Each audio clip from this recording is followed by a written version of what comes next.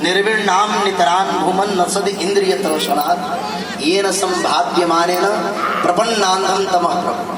हे पुत्र, मैं इंद्रियों के वशीभूत होकर के अंधी होती चली जा रही, बताओ इस अंधकार से निकलने का सहज मार्ग क्या है?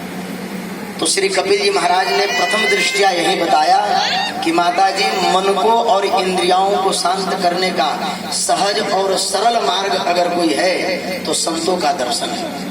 और संत कैसे होना चाहिए?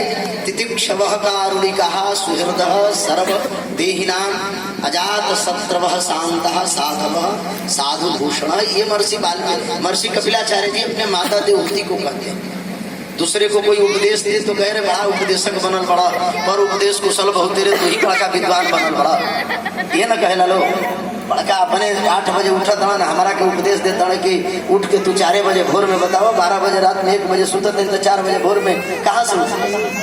भोजपुरी में कहते हैं श्रीनिवास जी, मैंने पर उपदेश कुशल बहुत तेरे मानसकार कहते हैं। लेकिन वह माँ अपने पुत्र से पूछती है और ज्ञान कहीं से भी मिले तो उसे लेने में संकोच नहीं करना चाहिए। तो ये इंद्रियों को शांत कैसे करे? तो उन्होंने कहा कि संतों के दर्शन से। तो हम सबका परम सद्भाग्य है, मैं भूमिका कोई नहीं बना रहा।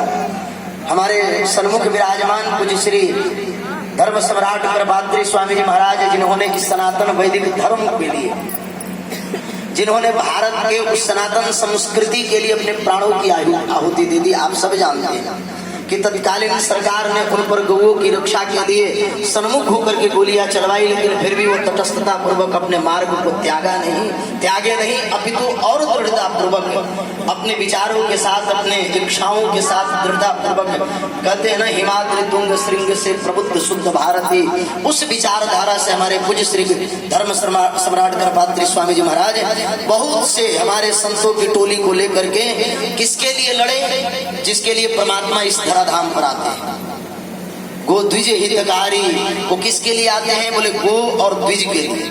स्वयं आते हैं निज इच्छा निर्मित तनु माया गुण गोपार, यहाँ विप्र धेनु सुर संत हित, विप्र के लिए, धेनु के लिए और संत के लिए। लेकिन आज हम यह कह सकते हैं कि हमारे भारत में ऐसी सरकार है जहां संत की संरक्षण हो रहा हो, जहां गौओं की संरक्षण भी हो रहा हो। आज देखिए उत्तर प्रदेश में थोड़ी प्रतिकूलताएं हो रही है चलने में, लेकिन आज गौएं अपनी मस्ती में घूम रही है। आज हमारे गौ बछड़े मस्ती में घूम रहे हैं। मतलब भगवान की जो इच्छा थी, भगवान जिसके लिए आए, 13 वर्षों तक बिना पैर में पन्ही पहने उन गौओं के पीछे गौचारण करते हुए निकले।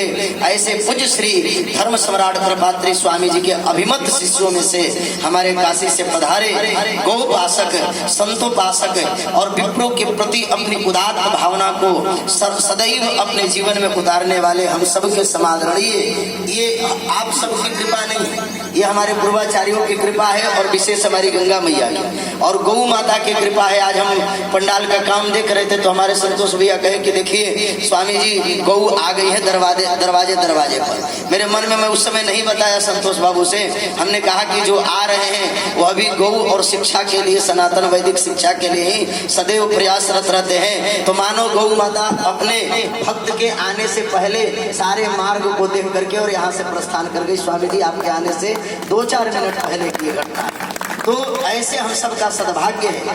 संतों के जो लक्षण है शास्त्रों में उदात्त लक्षण बताए गए हैं। तितिक्षवः, अभी तक न तो स्वामी जी महाराज के खाद्य पदार्थों में भी इस शरीर, पंच भौतिक शरीर के संरक्षण के लिए जो लिया जाता है, न कभी नमक लिए, न कभी शक्कर लिए, दिखावटी कुछ नहीं है, लोक प्रदर्शन कुछ है नहीं। जो सामने है, जैसे कहते हैं ना कि महात्मा को पुष्ट कार्ड होना चाहिए, अंतर्देशी तो सब बनते हैं, लेकिन महात्मा अगर अंतर्देशी बनने लगते हैं तो धर्म से अभिरुचि घटने लगती है। वैसे हमारे पूज्य श्री अभिषेक ब्रह्मचारी स्वामी जी महाराज जीवन के इसी सादगीपन में हम सबको दर्शन देते हैं और आज हम सबका परम सद्भाग्य है जिनके सम्मान में हमारे इस क्षेत्र के वरिष्ठ साहित्यकार, जिनके हिंदी शब्द के एक एक शब्द बड़े ही झंकरित करता है, ऐसे हमारे शब्द साहित्यों से अपने वाक्य पुष्पांजलि को श्री अभिषेक ब्रह्मचारी स्वामी जी महाराज के श्री चरणों में में सम्मान करते हुए अभिनंदन पत्र समर्पित करेंगे। तत्पश्चात हमारे बीच में भारत में एक विचारधारा को पुष्ट करने वाले, बहुत कम उम्र में युवा शक्ति को जागृत करने वाले हमारे रोहित सिंह जी भी विराजमान है, जो युवा चेतना के कन्वेनर है, राष्ट्रीय संयोजक है। और वाकई में जब मैं पहली बार मिला स्वामी जी महाराज से, विमानपत्तल दिल्ली पर हमारी मुलाकात हो गई, दर्शन हो गया। संत को देख करके अपने ओर जाता है। स्वामी जी महाराज की अनायास कृपा दृष्टि हो गई, और ये मेरे पूर्व जन्मों का कोई पुण्य प्रताप होगा। संतों की कृपा से ही यहाँ तक मैं पहुंचा हूँ। और संतों की क्या महिमा है, या तो आप अपने नगर में अशोक राय जी से पूछना कि नींद में भी 10-10 किलोमीटर गाड़ी चला लेते हैं, लेकिन न तो गाड़ी में कुछ खरोच आता है न उस व्यक्ति में आता है। क्यों? क्योंकि अपने गुरु के प्रति, अपने संतों के प्रति और ठाकुर के प्रति दृढ़ संकल्प है। और श्रुति भी कहती है अनुकूलस्य संकल्प प्रतिकूल्यस्य वर्जनम रक्षस्यति विश्वास गुप्तृत वर्णम तथा। मानसकार कहते सदगुरु वैद वचन विश्वासा संयम यह न विषय के आशा। गुरु के वचनों पर, संतों के वचनों पर विश्वास होना चाहिए। तो सबसे पहले मैं श्री श्रीनिवास जी से अनुरोध करूंगा कि पूज्य श्री स्वामी जी महाराज का अभिनंदन करें। तत्पश्चात रोहित भैया से भी निवेदन करूंगा कि कुछ श्री वैष्णव को अपने वाक्यों के द्वारा मार्गदर्शन करें कि राष्ट्र के प्रति, धर्म के प्रति और अपने देश के प्रति क्या कर्तव्य होना चाहिए। तब तक श्रीनिवास जी पूज्य श्री स्वामी जी महाराज का अभिनंदन कर रहे हैं। बोलिए पूज्य श्री अभिषेक स्वामी जी महाराज की।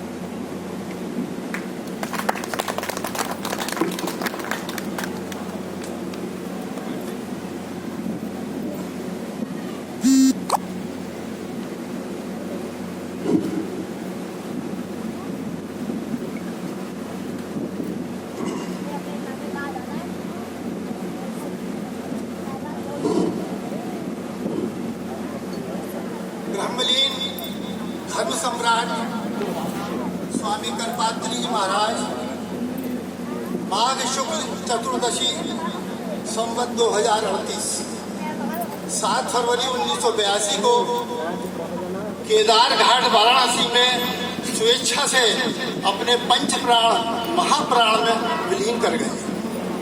उनके ही शिष्य परम वंदनीय संत अभिषेक ब्रह्मचारी जी, जो इस परिवेश को संत ज्योति से आलोकित करते हुए दिव्य मंच पर प्रतिष्ठित हैं, भगवत निष्ठ गया पीठाधीश्वर श्रद्धे प्रपन्नाचार्य जी, सभी को मेरा साष्टांग प्रणाम निवेदित है। निष्प्रहता की प्रतिमूर्ति वंदनीय ब्रह्मचारी जी का भक्ति रूपी गंगा, कर्म रूपी यमुना व ज्ञान रूपी सरस्वती के पावन जल से मैं आज मानसिक अभिषेक करने के लिए उत्सुक हूँ। संत जो बोलते हैं वो ग्रंथ बन जाते हैं, और संत जहाँ बैठते हैं वो तीर्थ बन जाते हैं। ऐसा अनुभव हो रहा है मानो त्रेता व द्वापर के संत गजरौला धाम में अवतरित हो गए हैं। संत के परिवेश में बैठने से तन, मन और प्राणों में पवित्रता का संचार होता है। संत तुलसीदास जी ने मानस में कहा है, जहाँ संत वहीं तीर्थ वासा और जहाँ राम वहीं अवध निवासा।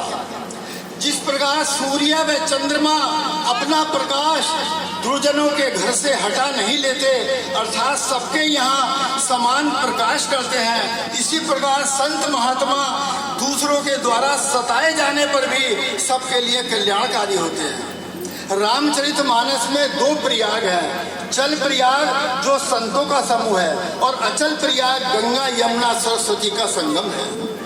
मुद मंगल में संत समाजू, जो जग जंगम तीर्थ राजू।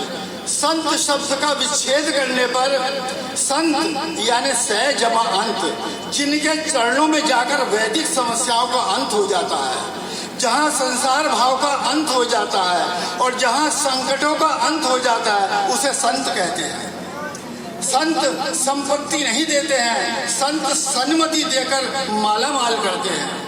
किसी संत ने कहा है, भोजन करने पर मुख से दुर्गंध आती है और भजन करने से मुख से सुगंध आती है। भोजन करने से वासना उत्पन्न होती है और भजन करने से उपासना उत्पन्न होती है। मन संसार से जुड़ा रहे वो राग है, और मन संसार से हट जाए वो वैराग्य है, और मन भगवान से जुड़ जाए ये अनुराग है।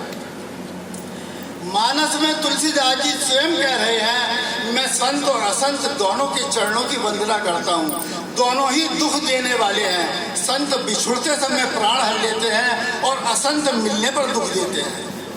संतों के संस्कारों की भागीरथी के प्रवाह में जो भी आता है उसके जीवन में नव प्रवाह का उदय होता चला जाता है। ब्रह्मचारी जी की चरण वंदना से ऐसा आभास होता है जैसे कोई तीर्थ कर लिया है।